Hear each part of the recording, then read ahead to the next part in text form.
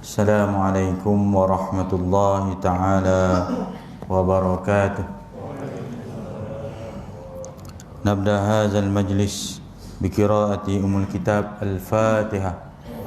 A'udzubillahi minasyaitonir rajim. Bismillahirrahmanirrahim. Alhamdulillahi rabbil alamin.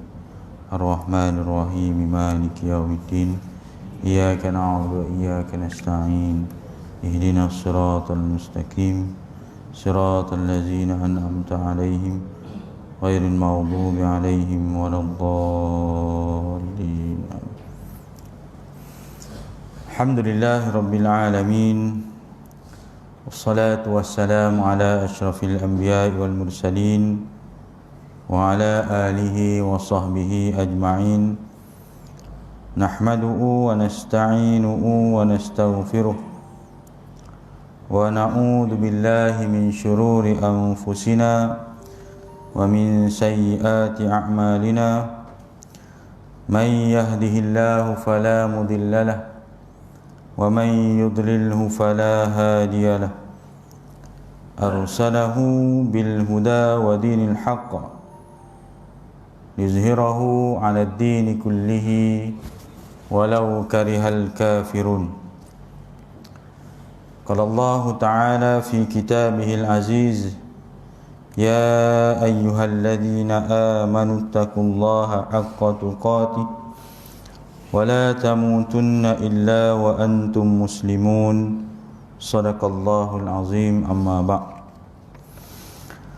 Tuan-tuan hadirin muslimin muslimat yang dirahmati Allah Subhanahu wa taala. Alhamdulillah, kita sama-sama rafakkan syukur kehadrat Allah Subhanahu wa ta'ala, diberikan kesempatan kita pada malam ini dapat bersama-sama solat fardu maghrib berjamaah, dan kita berkesempatan untuk berada di dalam majlis ilmu. Mudah-mudahan Allah mempermudahkan jalan kita untuk menuju syurga Allah Subhanahu wa ta'ala, insya-Allah. Jadi kalau ikutkan tuan-tuan, malam ni bukanlah jadual yang saya punya sepatutnya lah. Saya Khamis 2 ke 4 je biasanya, tapi pihak SDJ minta agar saya mengisi kekosongan. Patutnya malam ini kuliah pada Ustaz Mustafa,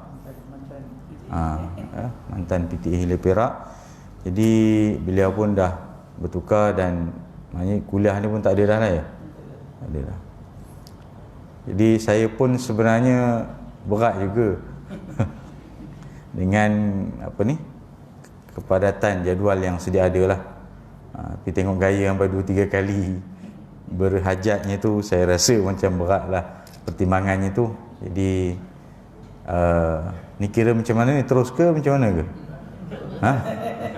Kira dah sign kontrak lah ni. Dah sign kontrak lah. Ya ke? Oh, maknanya tak boleh orang lain lah.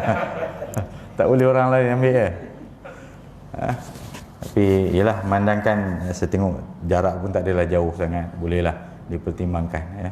Banyak lagi yang minta, tapi jelah ya, dengan komitmen yang ada ni, kadang-kadang kita takut tak dapat nak menunaikan ya, amanah kan. Kadang-kadang kita ada komitmen kursus ya, ada program dan sebagainya lah. Jadi itu yang saya risaukan ya. Apatah lagi kalau kuliahnya sebulan sekali ya. Kalau kata miss tak dapat bulan ni, sebulan lagi, kira maknanya 2 bulan lah nunggu ya. Itu pun tak tahulah, kalau bulan depannya pun tak boleh juga, wallahualam, tunggu pula lagi ya. Jadi insyaAllah lah kalau begitu perkiraannya, insyaAllah lah kita ambil, maknanya ni Khamis ketiga dan keempat minggu depan ya. Oh ya, saya punya kuliah minggu depan ya. Khamis keempat minggu depan lah. Oh, bukan yang minggu last dekatnya Raya Haji tu, bukan ya? Saya ingatkan minggu yang last Raya Haji. Dah banyak sangat, dah pening kan. Sebab saya duk bayang kuliah saya di sini tu yang minggu hari yang nak Raya Haji tu, maknanya Raya Haji hari Jumaat, Khamis malam Jumaat tu, bukan itu ya. Kan ya? Kita terima lah maksudnya. Okay. Sebab saya fikir malam raya dia ke kuliah kan. Oh jadi minggu depan lah ya. Okey. Tak apalah. Jadi maknanya kita gunakan kitab yang sama lah. Saya ingatkan menggantikan kitab yang dia ada tu kita sambung je ngajar. Tapi kata terus je lah kitab yang kita guna ni, Tafsir Al-Munir. Dan jadi ada ruang 2 kali lah sebulan. Baik. Ya tuan-tuan, alhamdulillah lah. Apa pun kita teruskan je lah majlis ilmu. Macam mana pun tetap ada manfaat untuk kita bersama lah ya. Jadi kita ni, saya teringat ada orang dalam status dia baca dengan keadaan nada sebab dia kata bukan semua dari kalangan kita berpeluang dapat pergi sembahyang Jumaat dalam tempoh PKPP ni. Mungkin kita di sini mungkin boleh dapat tiap minggu lah. Di tempat-tempat yang agak terhad, masih ada lagi tempat yang agak terhad ya, sehingga terpaksa bertukar-tukar. Pergi masjid ni tak dapat, penuh ke. Pergi masjid ni kena pendaftaran awal, dah habis dah. Pergi masjid ni untuk orang sini je, orang sini pun tak merasai lagi, orang luar lagi tak boleh ya. Sampailah dia dapat dah, walaupun setelah mungkin dah sebulan lebih ni masjid dah dibuka kepada orang awam boleh sembahyang Jumaat ni, barulah dia merasa dapat sembahyang Jumaat dengan sedih dan sebabnya. Dia kata Allahu Akbar, syukur ni apabila dapat dia kata macam pra-pendaftaran lah. Maksudnya dia daftar secara ni, lepas tu dapatlah mana kata anda berjaya untuk daftar untuk solat Jumaat di masjid ini. So dia pun tunjuklah, dia kata betapa syukurnya kerana dia dapat masuk solat Jumaat. Itu situasi masuk solat Jumaat. Cuba bayangkan betapa gembira, bagaimanakah perasaannya apabila kita dapat makluman, dapat tahu kita ini masuk syurga. Di dunia ni tak adalah siapa bagi tahu ya. Tak ada pula pengurusi masjid bagi tahu kamu ni tahniah dapat masuk syurga, tak adalah. Dia tak ada pra-pendaftaran awal tu, tak ada. Maksud nak gambarkan bagaimana terharunya, sebabnya, rasa syukurnya dia apabila dapat masuk masjid sembahyang Jumaat. Sembahyang Jumaat dia. Dah satu yang cukup besar lah bagi dia. Walhal mungkin bagi kita ni yang tiap-tiap Jumaat boleh je sembahyang Jumaat, mungkin kita tak ada rasa apa pun. Kita kata tak ada apalah, aku hari-hari tiap minggu sembahyang Jumaat elok je. Tak adalah rasa orang kata apa excited apa, biasalah. Sebab kita dah dapat peluang itu. Jadi dalam menghadapi situasi ini ya, bila fikir-fikir begitu, muhasabahlah. Saya pun termenung sendirian. Saya kata bagaimanalah kalau kata kita ni dapat tahu bahawa Allah perkenankan kita ni confirm dah ahli syurga. Allah Akbar, macam manalah nikmat dia ya. Tu pun masih lagi ada dari kalangan kita yang masih tidak sedar akan peringatan-peringatan Allah Ta'ala ini, tuan-tuan. Sedikitlah mukadimah untuk kita sebagai peringatan bersamalah ya. Kita sama-samalah usahakan untuk sentiasalah menjejakkan kaki ke rumah Allah Subhanahu Wa Ta'ala, sementara diberikan peluang dan ruang oleh Allah dengan ruang yang sentiasa terbuka bila-bila masa boleh datang ketika ini dalam tempoh PKPP ini. Kita tak pasti dan kita pun tak adalah mendoakan situasi ini berulang, ini masjid ditutup kembali. Tetapi kita mengharapkan apabila peluang ini yang datang balik bergolek di depan mata kita ni, kita lepaskan begitu saja, rugi ya. Ada masjid yang saya pergi selepas PKPP ini, nampak ramai ya, selalu nampak sikit je, nampak ramai. Dia kata alhamdulillah lah inilah hikmah, kan? Apabila berlaku sesuatu itu manusia ambil pengajaran. Dia kata, ustaz, jangan silap ustaz. Memang ustaz nampak ramai. Sebenarnya ramai ni sebab penjarakan 1 meter. Oh ya ke, saya kata. Betul juga. Tu nampak padat pasal dah jarak-jarak. Cuma kalau kumpul rapat-rapat, 1-2 sah juga. Oh, betul juga, ya. Tak apalah tuan-tuan, ya. Baik, jadi kita sambung kuliah pada malam ini tuan-tuan. Kita masih lagi berada pada surah At-Takwir, tafsir Al-Munir, ya, surah At-Takwir. Kita masuk pada muka surat 85, ya, perenggan, 2 perenggan yang terakhir, ya. Firman Allah Subhanahu wa taala ayat 24.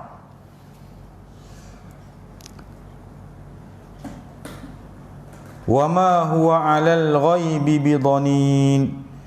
Yang bermaksud dan dia, yakni Nabi Muhammad sallallahu alaihi wasallam, bukanlah seorang yang bakhil untuk menerangkan perkara yang ghaib. Nabi sallallahu alaihi wasallam menyampaikan semua yang dapat baginda perolehi melalui perantaraan Jibril alaihi salam. Dalam wahyu yang diterimanya, disampaikan kepada umat-umatnya, pada para sahabat, sampai. Tidak ada yang tertinggal, tidak ada yang terputus. Semua yang ada pada hari ini, itulah yang kita dapat gambarkan betapa luasnya ilmu yang disampaikan oleh baginda Nabi SAW. Ayat ini menjelaskan bahawa Nabi Muhammad SAW tidak kedekut untuk menyampai dan mengajarkan apa sahaja wahyu yang diturunkan oleh Jibril alaihi salam. Semua sampai, ya. Al-Quran yang ada pada kita hari ini 30 juzuk, 114 surah itulah yang Nabi terima daripada melalui perantaraan malaikat Jibril alaihi salam. Tidak terkurang, walaupun sikit, walaupun 1 ayat, walaupun 1 huruf. Cuma tinggal kita je lagi menghargai apa yang diperolehi daripada baginda Nabi sallallahu alaihi wasallam tentang apa yang Nabi terima. Sebab itu, sebagai peringatan kita bersama, Al-Quran ini sebagai bukti cintanya kita dengan Nabi SAW, yang mana Nabi menyampaikan apa yang Nabi terima, 30 juzuk Al-Quran itu, maka kita sebagai bukti cintakan Nabi, selain perintah Allah Subhanahu Wa Taala untuk kita membaca Al-Quran, maka kita dekatkanlah diri dengan Al-Quran ini, tuan-tuan. Jadikanlah Al-Quran ini sebagai rakan korek kita setiap hari. Sekurang-kurangnya ada ayat yang kita baca, kalaupun tidak banyak, sedikit pun memadai. Sedikit pun memadai. Jangan sampai kita tinggal langsung Al-Quran. Jangan sampai tinggal langsung Al-Quran, tuan-tuan. Iqra'ul Quran, bacalah Al-Quran. Kerana Al-Quran apa? Akan datang, ya'ti yaumal qiyamati syafi'an li ashabihi. Dia akan datang pada kamu di hari kiamat nanti sebagai pemberi syafaat kepada pembaca Al-Quran. Jadi apa yang Nabi terima daripada Al-Quran itu, sama-samalah kita berpegang dengan Al-Quran. Nabi sampaikan, ya, tidak ada yang tertinggal oleh satu. Tuan-tuan, kalau kita tengok ilmu yang disampaikan oleh Nabi sallallahu alaihi wasallam, Nabi tidak kedekut. Kita ni jangan kedekut. Dari sudut ilmu ni janganlah kita kedekut sangat, tuan-tuan. Ilmu ni milik Allah Taala. Baik ilmu apa sekalipun. Bukan hanya ilmu agama. Ilmu ni atas nama ilmu adalah milik Allah Subhanahu Wa Taala.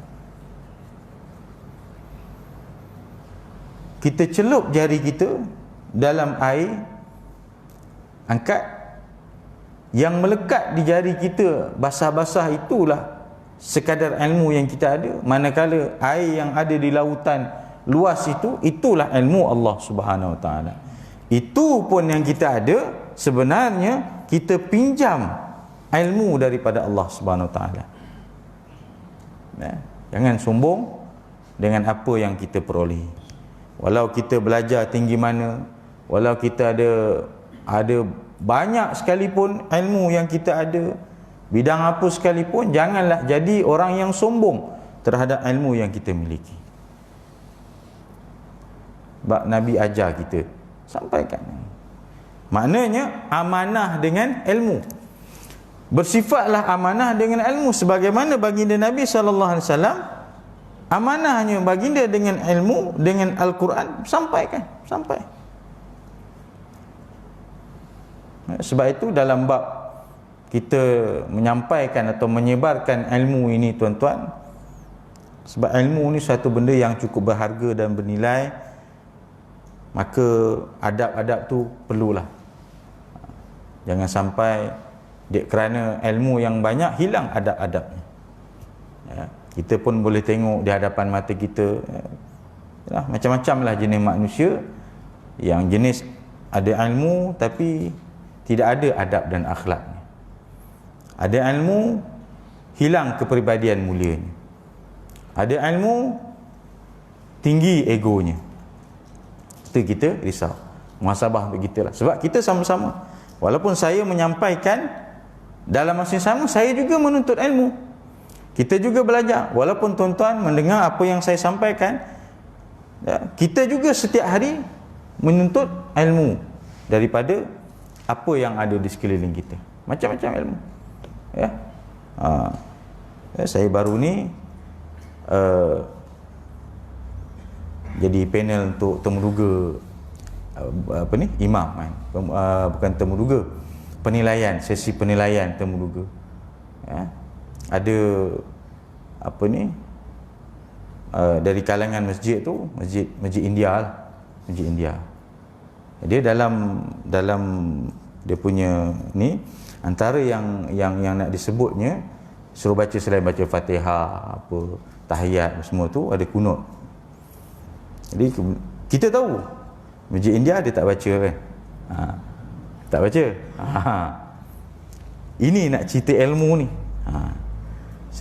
Kita faham katanya lepas baca Fatihah, rukuk, lepas tu baca kunut. Tapi saya tak boleh kata daripada masjid India, kita faham. Kami mazhab Hanafi. Tapi kalau tuan minta saya baca, saya boleh baca doa kunut tu. Tapi masa sembahyang kami tak buat.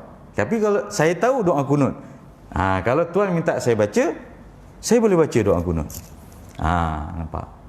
Jadi bila begitu, sajalah, saja bertukar-tukar. Kita mungkin tak faqih lah mazhab lain, kita faham mazhab kita. Jadi berkongsilah, dia tanya, dalam mazhab Hanafi macam mana, boleh tak kita bersembang-sembang sambil-sambil ada ni.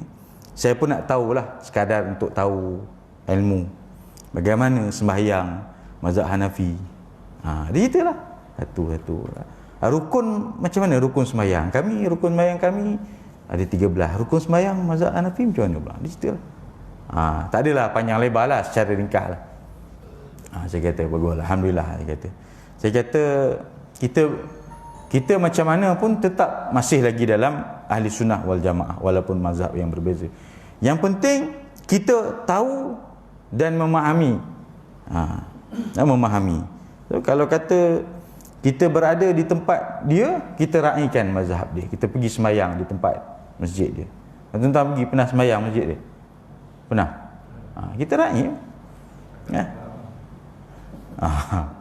Yang faham-faham, tak faham tu, tak faham tu tak boleh nak tolong lah. Kalau tuan-tuan pergi time khutbah Jumaat, tu saya tak dapat tolong lah.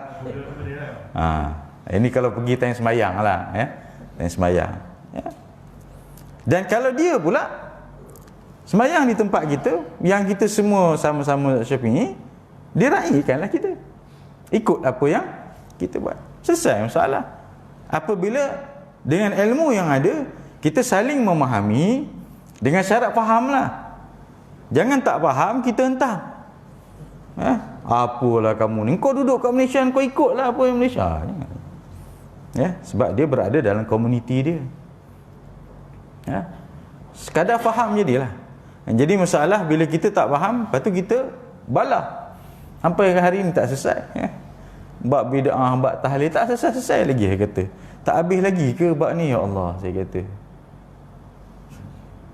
Dan ada satu lagi, selain dengan ilmu yang penuh di dada, kena ada satu sikap dalam jiwa dalam bab ilmu ini, ialah berlapang dada. Apatah lagi di dalam isu-isu yang berkaitan dengan fiqh yang bersifat furu'.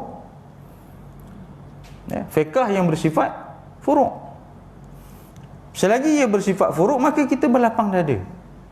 Kamu ada pandangan kamu, silakan. Saya ada pandangan saya kerana dia bersifat furu'. Saya hormati pandangan kamu, silakan. Tapi kamu jangan hentam saya tak betul dan sebagainya, kerana saya ada pandangan saya yang saya pegang. Yang ni kata, tak sampai pahala kepada arwah semati. Sebab hujahnya gini. Adalah dalil pandangan dia. Kita pula berpegang, ada yang berpegang kata, sampai pahala. Ada pandangan dia gini, ni dalil hujah dia. Kita apalah, kita berlapang dada. Kau pegang pandangan kamu, saya pegang pandangan saya. Selesai masalah. Yang jadi tak selesai bila masing-masing tak nak berlapang dada. Itu sebab dalam bab ilmu ni, kita jangan sangka apabila kita ada ilmu maka segala jalan kita nampak. Kerana syaitan tidak duduk diam. Syaitan tidak duduk diam. Dia goda kita supaya jangan menuntut ilmu. Kamu janganlah datang kelas ilmu, janganlah datang kuliah agama, janganlah datang ceramah agama. Kita pergi juga. Pergi. Tak boleh. Apa lagi kita? Cuba. Akhirnya dia belajar, dia pun dapat ilmu tu dan dia jadi orang yang hebat, orang yang tinggi ilmunya. Dicucuk dengan jarum-jarum bersifat ego. Kamu ni ilmu dah tinggi, kan? Jangan ada orang yang lain yang pandai-pandai nak rot hujah kamu, sebab kamu belajar dah macam-macam, kamu tahu segala-galanya. Akhirnya kita termakan dengan hasutan syaitan. Walaupun kita banyak ilmunya, tetapi apabila kita terikut jejak langkah syaitan, wa na'udzubillah, tuan-tuan, hilanglah nilai ilmu yang cukup tinggi itu, tuan-tuan. Sebab itu satu kata-kata daripada sahabat, ingat saya, laisal ilmu bikathratir riwayah. Bukanlah ilmu itu dengan kita banyaknya perolehi ataupun kita banyak dapat. Disebut tu bikathratir riwayah tu kita dapat macam-macam lah, kita hafal ke, kita baca ke, kita khatam kitab ke, bukan dengan kerana itu. Betul lah, dengan nak ilmu banyak kena baca lah. Mana maunya dengan ilmu banyak duduk diam ya. Betul, kena baca. Tapi innamal ilmu, sesungguhnya ilmu itu nurun. Ilmu itu ialah nurun yuqdafu fihil qalbi. Ilmu itu ialah cahaya yang menyelubungi hati kita. Kalau kita nak tahu nilai ilmu seseorang itu, tengok dengan akhlak dia sekali. Tidak semata-mata kita lihat, tebal ni dia punya sijil ni. Belajar ke atas, belajar ke bawah, belajar bertingkat-tingkat ni. Betul, itu satu penilaian. Tapi tengok juga dari sudut akhlak, kerana ilmu itu mesti membentuk hati dan diri kita. Kalau ilmu itu tidak dapat membentuk kita, tidak ada makna, tuan-tuan. Tidak ada makna ilmu itu pada diri kita. Sebab itu kita ambil hikmah kata-kata tadi tu. Itu bukan hadis, kata-kata. Sehingga saya sahabat Nabi kata ilmu itu ialah cahaya yang menerangi hati kita. Tuan. Baik, tuan-tuan, kita tengok balik, sambung balik tadi, Sebaliknya, mengajarkan apa saja wahyu yang diturunkan Jibril alaihissalam kepadanya daripada langit. Sebaliknya, ia akan mengajarkannya kepada semua jenis makhluk. Semua firman Allah dan hukum akan baginda sampaikan tanpa menguranginya sedikit jua pun. Semua sampai. Sebab itu sampai pada kita hari ini. Tuan-tuan buka kitab-kitab hadis atau kitab mana-mana kitab lah yang menghimpunkan, khususnya hadis lah, ya, yang menghimpunkan hadis Nabi SAW, sama ada Sahih Bukhari ke Sahih Muslim ke, yang berjilid-jilid itu, tuan-tuan buka lah, dalam tu semua hadis Nabi sahih, mutawatir daripada Nabi SAW. Daripada sekecil-kecil bab Nabi cerita dalam hadis tu, sampailah sebesar-besar cerita, semua ada. Bermakna tak ada yang terlepas langsung. Kalau kita berkesempatan lah, buka lah, ya, kitab, tengok bab sembahyang contohnya, pecahan daripada bab sembahyang tu pun bermacam-macam hadis ceritanya. Bab-bab yang utama tu mungkin dah biasalah kita dengar, tentang bab zakat ke bab puasa ke hadis berkaitan puasa. Tetapi hadis-hadis yang bersifat mungkin seharian kita, yang kita kata Allah, sampai ini pun ada Nabi sebut dalam hadis, membawa maksud, tidak ada tercicir pun, semua ada. Atas maksud Islam itu lengkap. Sebab itu kalau kita betul-betul belajar, hadam betul-betul, insya-Allah kita akan dapat segala-gala khazanah ilmu itu, tuan-tuan. Cuma kita tak kesempatan lagi nak khatam kitab hadis, ya. Baru nak mula jilid 1 udah kena tukar, tak ada sambung. Mari pula yang baru tak ada sambung, ya. Jadi kalau kita tengok satu-satu, kita kata sampaikan, tuan-tuan, sampaikan benda yang tak berlaku pada zaman Nabi, tetapi Nabi sebut benda itu berlaku pada zaman kita ni. Tentang hukum hakam, semua dah disebut siap-siap. Tinggal lagi kita nak gali je ilmu yang ada, tuan-tuan. Allah Akbar. Kalau kita tengok, buka kitab-kitab, tuan-tuan, barulah rasa kerdilnya kita ni. Allah, banyak lagi aku nak kena belajar ni. Setakat kuliah kat masjid je 45 minit, sejam ni, tak jadi apalah. Kena ngadah kitab, pergi ngaji pondok, masuk pondok, tidur di pondok ngaji lah, bukan pondok durian. Dia kata, saya pondok ke pondok Ustaz, tapi taklah asal alim dia. Berapa tahun duduk pondok? Lama juga. Rupanya pondok durian. Ya. Betul, tuan-tuan. Kalau kita mengaji, Allah, terasa kerdil. Sebab itu kita kena ada tawadukkan diri kita dalam bab ilmu, ya. Apabila keluar semasa mula-mula sembahyang Jumaat dibenarkan 12 orang, 12 orang tu, semua orang terkejut. Ustaz, ini mana datang ni tiba-tiba datang sembahyang Jumaat 12 orang? Selama ni kami dengar 40 orang. Ni hujah mana? Dalil ni apa dalil? Kita pun, yalah saya pun, itu saya kata tadi, ilmu ini bila kita tahu, lagi banyak kita tak tahu. Maknanya kita dapat tahu ni, oh lah ada lagi yang aku tak tahu. Maknanya ada lagi. Sebab ilmu ini dia bersifat infinity. Infinity ni apa? Tidak ada penghujung. Kalau tingkatan pendidikan itu paling tinggi PhD lah. Bukan bermaksud sampai PhD maka dia dah mencapai tahap tertinggi dalam pendidikan. Tak, itu hanya formality. Tetapi dari segi ilmu yang Allah bagi kepada kita di hadapan mata ni, tak ada penghujung. Tiba keluar 12 orang. Kita pun ialah tak pernah dengar, bukanlah tak, mungkin ada tapi dia tak masyhur ke, kita tak dengar. Akhirnya bila dapat tahu tentang pandangan itu, kita gali lah, cuba tengok mana datang dalil 12 orang. Walaupun sebenarnya peringkat ini sebenarnya dah diputuskan oleh Jabatan Mufti, Jabatan Kuasa Fatwa dah putuskan, adalah hujahnya. Dia mesti ada sandaran hujah. Dan peringkat ini bukan peringkat kita nak terangkan lagi dah. peringkat laksana aja. Sebab kita dalam PKP masa tu, mana ada nak kuliah, nak datang ke tuan-tuan, ada pun kita nak tengah, tak ada masa dah. Jadi laksana aja. Tapi dalam pada itu orang tanya, Ustaz, minta maaf Ustaz, saya nak tanya ni. Yang telefon tu pun ialah bukan calang-calang jugalah, orang kata apa, orang ngaji lah juga kan. Ya. Dia kata, Ustaz, saya nak tanya ni, saya keliru tentang solat Jumaat 12 orang ni kan. Seingat saya ni bukan pandangan mazhab Syafi'i.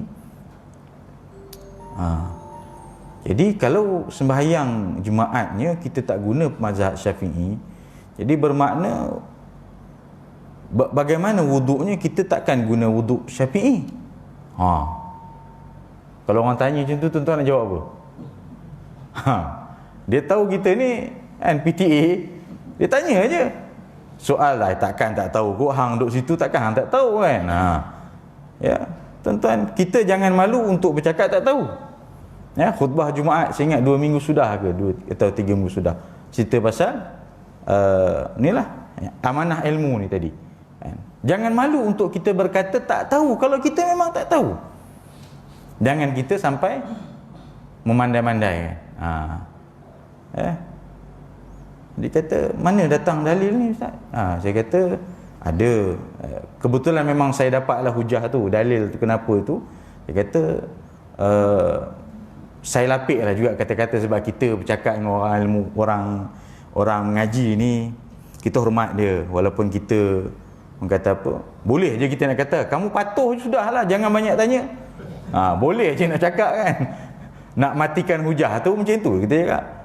Yang kamu pening-pening buat apa? Ini dah depa dah keluarkan, Jabatan Mufti dah keluarkan, kamu ikut je lah.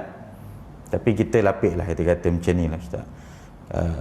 Yalah, saya faham benda ni pun baru bagi kita pun tak pernah laksana sembahyang Jumaat 12 orang. Saya kata kalau benda fiqah ini kita berlapang dada, kerana pihak atasan ni adalah hujah dia. Ada hujah dia. Cuma masa tu saya tak dapat lagi dia punya ni kan. Lepas tu saya tanya, akhirnya saya dapatlah hujah dia. Ya, memang ada berlaku peristiwa yang mana apa ni, yang boleh dijadikan sandaran hujah 12 orang solat Jumaat tu. Tapi kaul itu masih lagi mazhab Syafi'i, bukan mazhab yang lain. Mazhab Syafi'i tetapi kaul yang lemah, ada muqabilul asah. Dia kaul yang lemah ni masih boleh guna pakai, cuma mungkin dalam keadaan tertentu je. Dalam keadaan tertentu. Samalah macam kita berwuduk apabila di Mekah dalam suasana yang sesak, apabila kita ada wuduk tersentuh, asalnya batal lah bagi mazhab kita, mazhab Syafi'i, batal lah. Tetapi oleh kerana apabila sana dengan keadaan kesesakan, keadaan yang sukar kita nak elakkan persentuhan itu, maka diguna pandangan masih lagi mazhab Syafi'i, tetapi pandangan yang muqabilul asah, pandangan yang agak lemah sedikit, iaitu bersentuhan yang tidak ada syahwat tidak batal wuduk tersebut. Tapi bersentuhan yang ada syahwat barulah batal wuduk tersebut. Itu pun pandangan itu hanya terpakai ketika kita berada di sana. Balik ke Malaysia, kita kena guna pandangan yang sedia ada kita guna. Jadi itulah kita kata, apabila ada berlaku sesuatu, kita akan mengkaji, kita dapatkan hujah-hujah tersebut, dan alhamdulillah akhirnya dia kata okey, betul Ustaz, saya pun dah semak balik pandangan yang mengatakan 12 orang. Dia ada peristiwa dalam satu peperangan tu, bila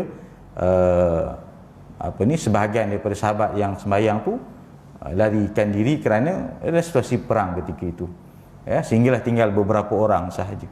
So itu yang digunakan pandangan itu, dan itu bukan terpakai selama-lamanya, tak terpakai selama-lamanya. Bukan bermaksud kalau macam tu kita sembahyang Jumaat kat rumah kita lah, kira adik-beradik ada berapa orang, mai saudara mara datang, cukup 12 orang sembahyang Jumaat lah. Pasal apa? Itu PKP boleh 12 orang? Tak boleh. Dia sebab kita kena ikut ketetapan daripada pemerintah. Pemerintah kata begini, kita ikut. selagi dia tidak melanggar batasan syarak. Okey tuan-tuan, malam ni banyak pula cabang bicaranya. Ya, boleh tuan-tuan? Kau apa dah? Okey, baik. Semua firman Allah dan hukum hakam baginda kurangi sedikit jua pun. Baginda adalah figure yang dipercayai dan amanah sepenuhnya. Baginda tidak mereka-reka cerita, tidak mengubah, menukar atau menambah apa-apa, huruf atau makna. Ini yang paling seronok. Dalam bab inilah sebenarnya orang paling seronok. Sebab itu kita berhati-hati tuan-tuan. Dalam pada kita nak menyampaikan sesuatu itu, sandarannya itu apa? Kalau sandarannya ayat Quran tu jelaslah, orang boleh rujuk. Surah apa, ayat apa, buka, okey, clear, betul lah. Tapi kalau hadis ni, hadis ni macam-macam. Ada orang keluarkan buku 40 buah hadis masyhur yang didengar, tetapi hadis itu adalah merupakan kita baca, tengok. Ini selalu orang buat modal ni. Orang buat modal ceramah ke, orang buat ni cerita ke dalam kelebihan bulan Ramadan ke, apa benda lah. Sebab itu dalam peringkat kita nak menyampaikan ilmu, kemaskan. Kemaskan supaya apa yang nak disampaikan itu benar-benar ada sandaran yang betul. Dia kadang-kadang benda tu betul, tapi dia mari ada ajinomoto dia. Dia nak nyedapkan. Asasnya dia cerita betul dah, tapi dia nak nyedapkan, dia tambah, akhirnya orang pun seronok. Baguslah. Padahal tak tahu sandaran dia daripada mana. Sebab tu saya sendirilah risau dan amat berhati-hati kalau terutamanya kalau nak menyebutkan hadis mana-manalah. Tengok balik sumbernya. Kalau dia tulis itu hadis sahih Muslim, sahih Bukhari, okey, clear. Kita jelaslah, senang nak buat sandaran. Kalau kita nak sebut pun terus sebut hadis ini sahih daripada sahih Bukhari, ini hadis sahih Muslim. Cantik lagi kemas, tulis bilangan hadis pula. Ni hadis bilangan 7004 dalam sahih Muslim. Terus boleh buka. Walaupun mungkin kita yang dengar ni bukan ambil pot pun, tapi amanah tu. Amanah tu. Kita sampai, janji diorang gelak, okey lah. Janji diorang gelak, main seronok, okey lah. Sumber dari mana tu cerita kedua lah. Tu kita bahaya, jagalah tuan-tuan. Nabi tidak ada menukuk tambah. Apa yang dapat itulah yang disampaikan. Kalau kita menukuk tambah, apatah lagi, pertama dahlah kita menukuk tambah yang tidak ada asasnya. Kemudian yang kedua, niat kita menukuk tambah itu pula sekadar nak menyedapkan cerita. Ini bukan cerita dongeng. Kalau kita nak menukuk tambah itu cerita yang bukan bersandaran hadis, tak apalah. Maknanya bukan cerita bab hadis lah, ni cerita-cerita orang kampung punya ke, tu tak apalah. Tak berkait dengan mutawatir hadis tu. Tapi apabila bercerita tentang yang berkaitan dengan sandaran-sandaran hujah, maka biarlah kemas dalil-dalil dan penghujahan itu. Sebab itu kita lebih banyak berhati-hati tuan-tuan.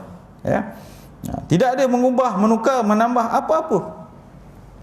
Kalau kata AA lah, kata BB lah, melainkan ada perbahasan dari kalangan ulama yang kita sandarkan dengan perbahasan ulama. Kadang-kadang hari ini orang seronok tuan-tuan. Dia seronok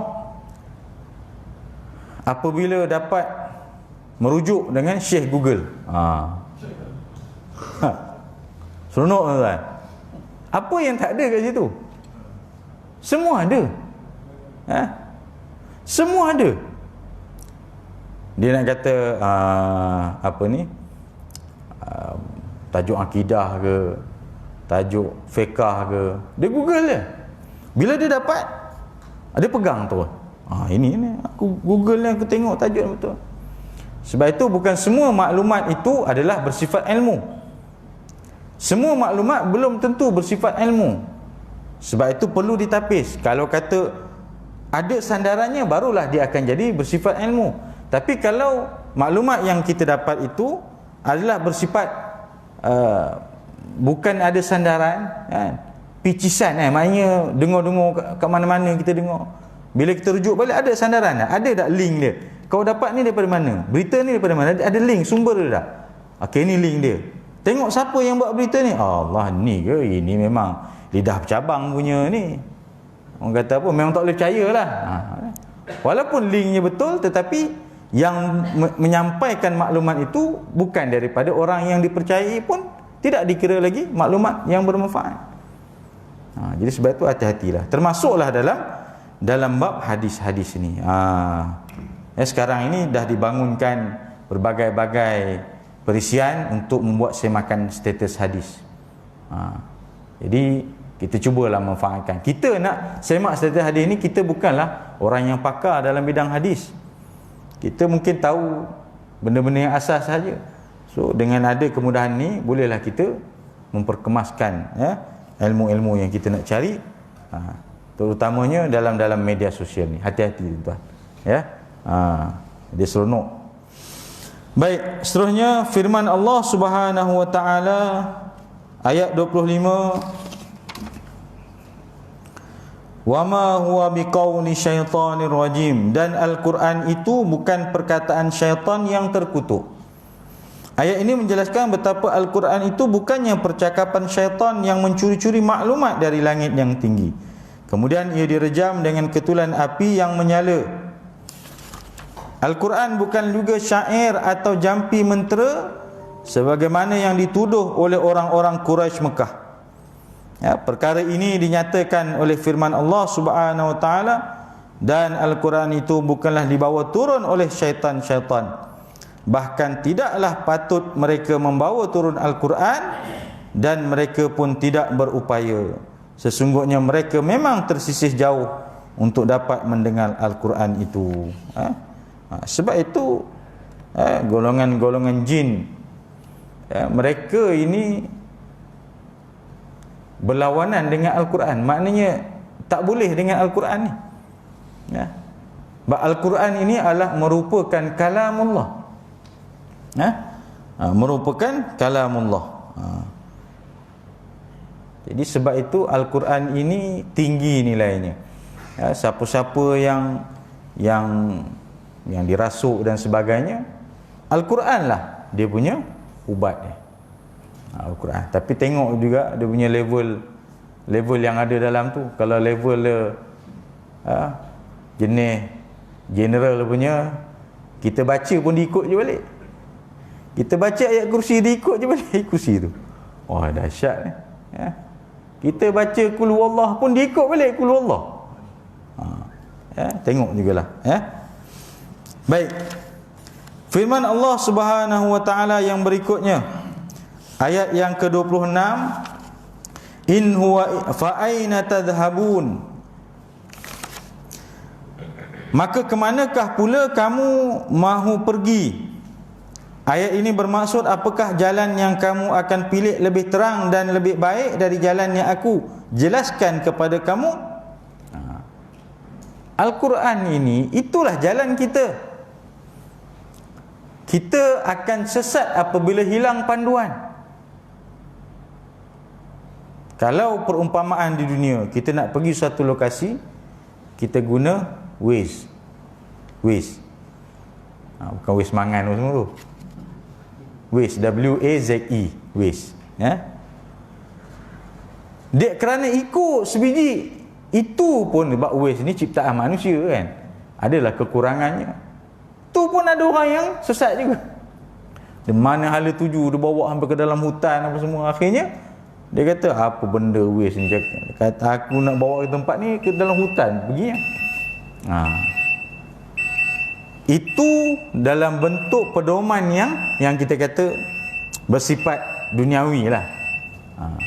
Bersifat duniawi. Ini kan pula pedoman yang bersifat ukhrawi, yang nak memimpin kita ke jalan yang lurus sampai akhirat. Nak bawa kita sampai ke syurga, sudah pastilah Kita nak satu panduan yang betul-betul, dan tidak ada panduan lain melainkan Al-Quran lah merupakan panduan ini. Kalau tak kerana ikut Al-Quran, bolehkah kita berjalan lurus sampai ke syurga? Sebab itu ada yang action.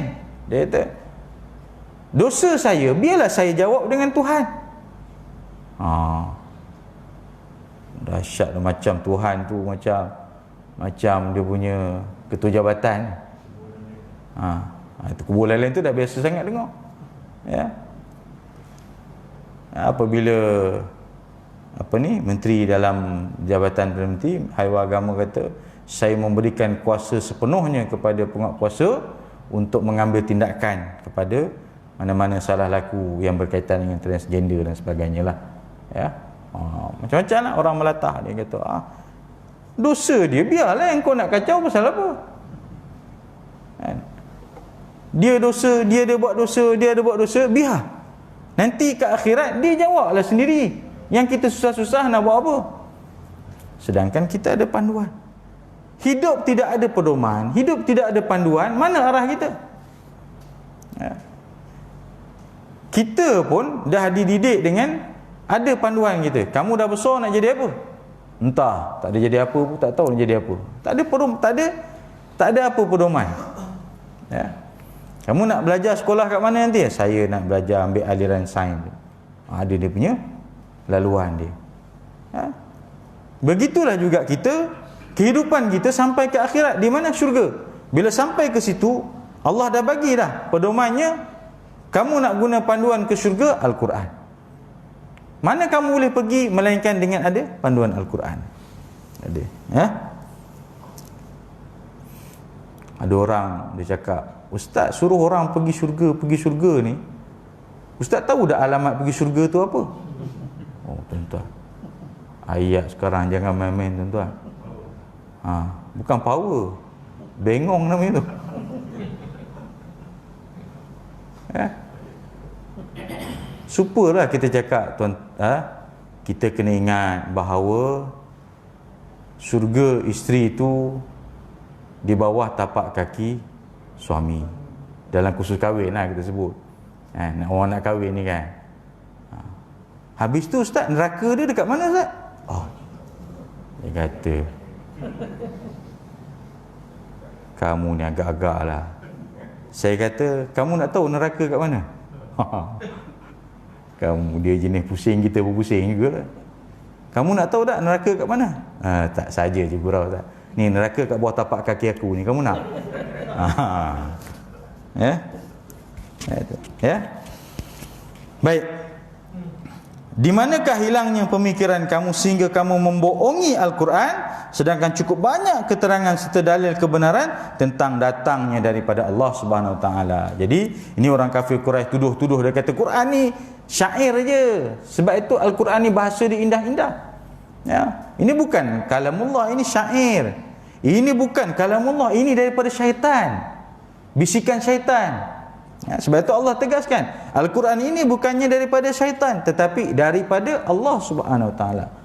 Ya, syaitan tidak akan dan memang tidak boleh pun untuk tidak berupaya pun untuk membawa turun Al-Quran ini. Jadi janganlah kita membohongi kerana apa semua keterangan dalam Al-Quran. Innal ladzina yaktumuna ma anzalna minal bayyinati wal huda min ba'di ma bayyana lin-nas fil kitab ulaika yal'anuhumullah wa yal'anumul la'in.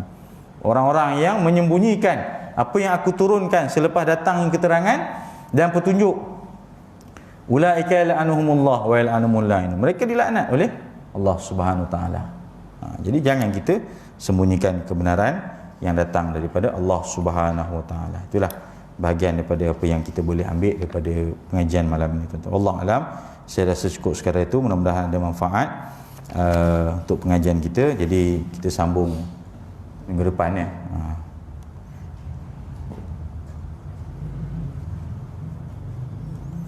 Allah alam. A'udzubillahi minasyaitonirrajim. Bismillahirrahmanirrahim.